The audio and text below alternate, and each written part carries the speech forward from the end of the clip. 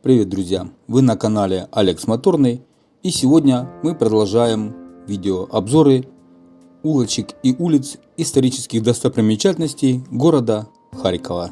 Многое из истории Харькова может поведать одна из старейших в городе улица Благовещенская, бывшая Карла Маркса. Она расположена параллельно Полтавскому шляху и связывает привокзальную площадь с Благовещенским собором.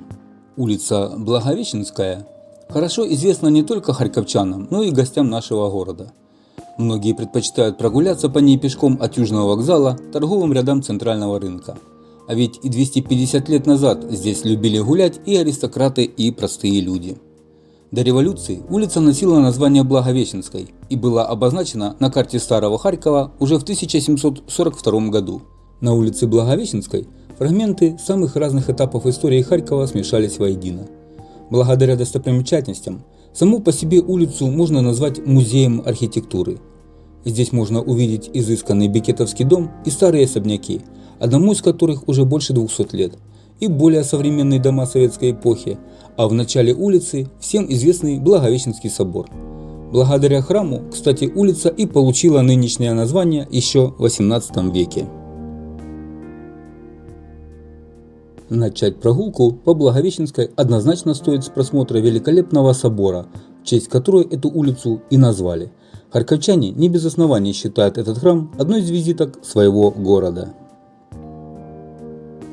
Сегодня он является самым большим по размерам кафедральным собором Восточной Европы, но поражает взгляд не только своим размером, но и оригинальным цветовым решением фасадов. Во время строительства церкви в конце 19 века архитектор Михаил Ловцов смело экспериментировал в модном в те времена византийско-русском стиле с элементами эклектики. Потому и сама структура храма, и фасады, отличающиеся чередованием горизонтальных рядов красного кирпича и светлой штукатурки, создают запоминающийся облик здания. Все расходы по сооружению церкви и внутреннему убранству обошлись в 400 тысяч рублей.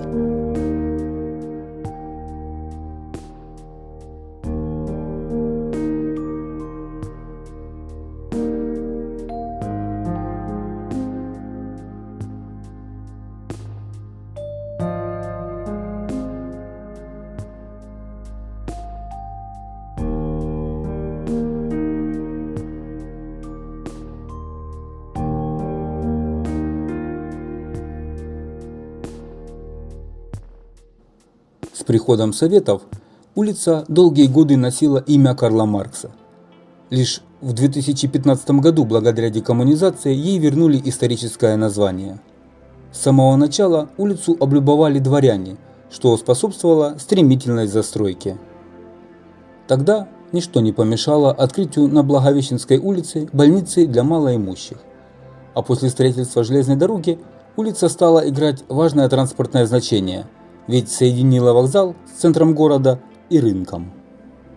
На этой улице жили преимущественно дворяне, потому и благоустроили ее раньше других. В документах середины 19 века говорится, что улица замощена и освещена. В то время Благовещенскую освещало 35 масляных фонарей, тогда как на прилегающих улицах их было по 6. А еще с 1818 года на улице размещался Институт благородных девиц. В середине 18 века, кстати, как следует из плана города 1742 года, улица доходила до Дмитриевской, а к концу века продолжилась далеко на запад, пересекая улицу Малиновского, в то время Тюремную.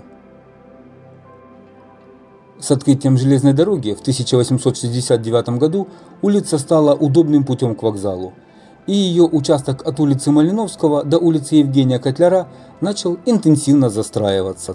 По улице сохранились здания 19 и начала 20 века. Ну а мы двигаемся дальше вглубь улицы Благовещенской, наблюдая за разносторонней архитектурой улицы.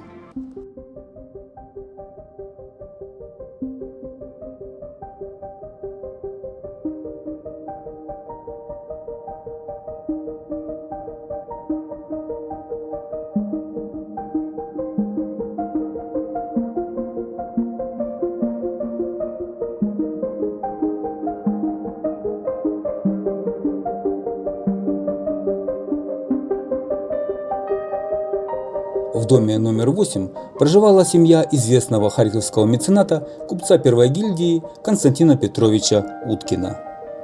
Вот этот дом с другого ракурса. А рядом находится здание, в котором расположены разные офисы и медицинская лаборатория. А это большое и могущественное здание расположено по улице Благовещенская, 9. Бывшее Центральное конструкторское бюро «Строммашина», размещавшееся здесь в 1950-х годах. В 1975 году по данному адресу размещалась также 8-я районная библиотека имени Карла Маркса. Данная библиотека была создана еще в 1949 году. Фонд 35 085 названий. Выписывалось 66 журналов. Были абонементы и читальный зал на 20 мест.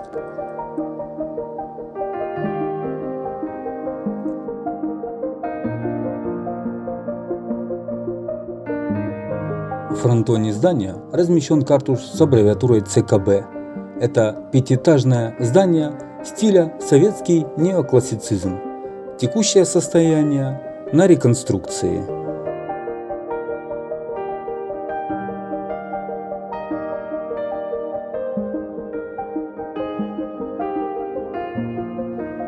Друзья, спасибо, что смотрите это видео. Поставьте, пожалуйста, лайк под видео и подпишитесь на канал, если вы еще не подписаны. А мы продолжаем. Это благородное двухэтажное здание на улице Благовещенской, 15 в советское время служило районным дворцом пионеров.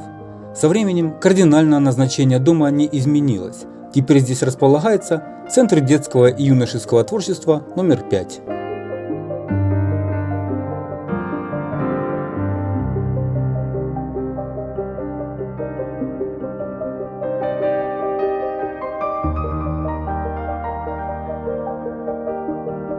Следующий дом, которым можно полюбоваться, но в который лучше не попадать, дело рук выдающегося архитектора Алексея Бекетова.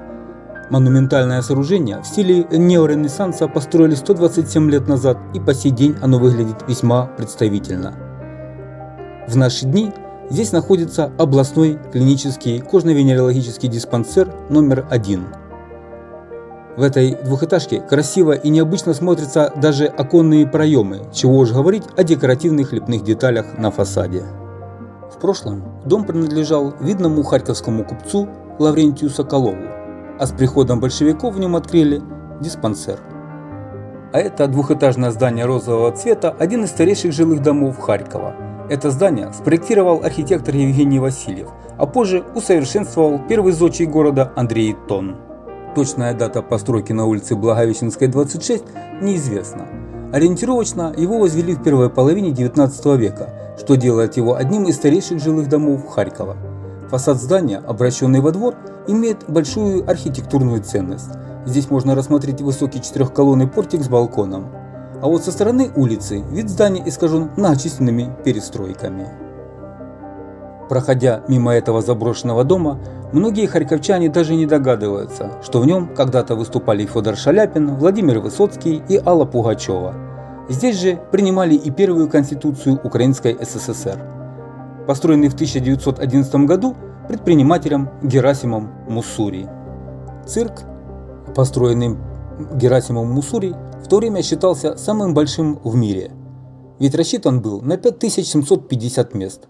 Впрочем, уже спустя год после открытия хозяин здания решил переоборудовать его в оперный театр. Но ни как цирк, ни как театр огромное сооружение по улице Благовещенской, 28 так и не стало популярным. Еще до развала Союза дом признали аварийным и с тех пор не эксплуатировали. Сейчас здание ограждено забором, а окна наглухо забиты. На месте этого здания по улице Благовещенская, 19 находился эстрадный театр БУФ, в котором после 1917 года был открыт клуб знания, а затем юный ленинец, а потом размещался дом инженерно-технических работников. Во время оккупации города этот дом был разрушен, а в построенном на его месте здании работает музыкальная школа-интернат.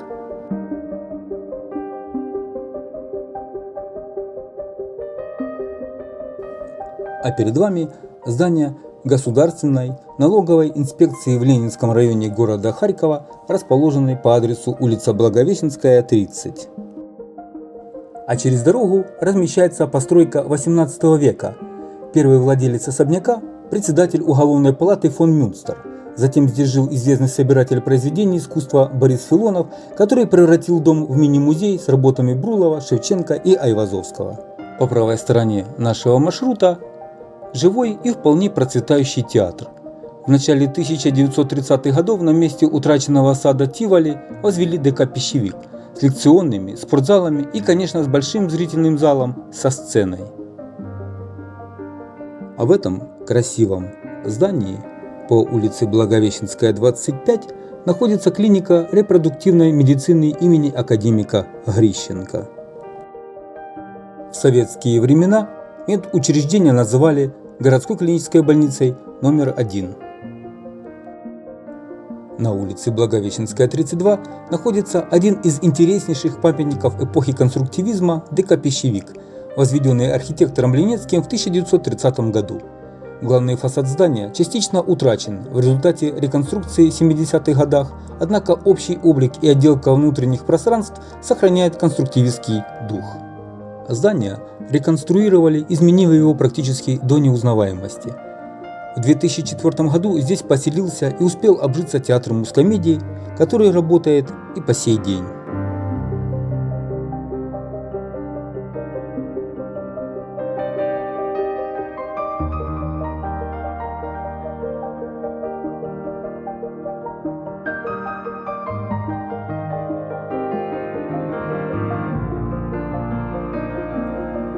Современная улица Благовещенская может похвастаться тем, что с честью прошла испытание временем, сохранив множество шедевров ушедших времен и гармонично сочетая разнообразие архитектурных стилей. Участок, ближе к улице Евгения Котляра, застроен зданиями послевоенного периода взамен разрушенных войной.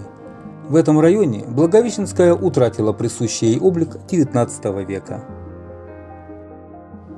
А знали ли вы, что с 1823 по 1960 годы на месте сквера возле нынешнего перекрестка по улице Малиновского и Благовещенской находился тюремный замок? Улица Малиновского носила название Тюремной, а площадь с тюрьмой, соответственно, тоже Тюремной. С 1893 по 1903 в замке находилась пересыльная тюрьма, через которую поток каторжан шел на остров Сахалин в Одессу по морю. После революции в замке размещалась закрытая тюрьма ВЧК ОГПУ НКВД, а в годы немецкой оккупации на ее территории располагался концлагерь. Окончательно замок снесен в 1960-х годах, и сейчас на его месте разбит небольшой сквер.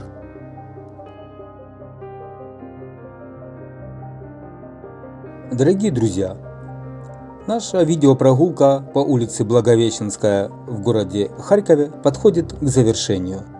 Я благодарен всем тем, кто сегодня досмотрел это видео до конца. Подписывайтесь на канал, если вы не подписаны. Жмите на колокольчик, чтобы не пропустить следующее видео. Оставляйте свои комментарии под видео. Ставьте лайки. До новых встреч!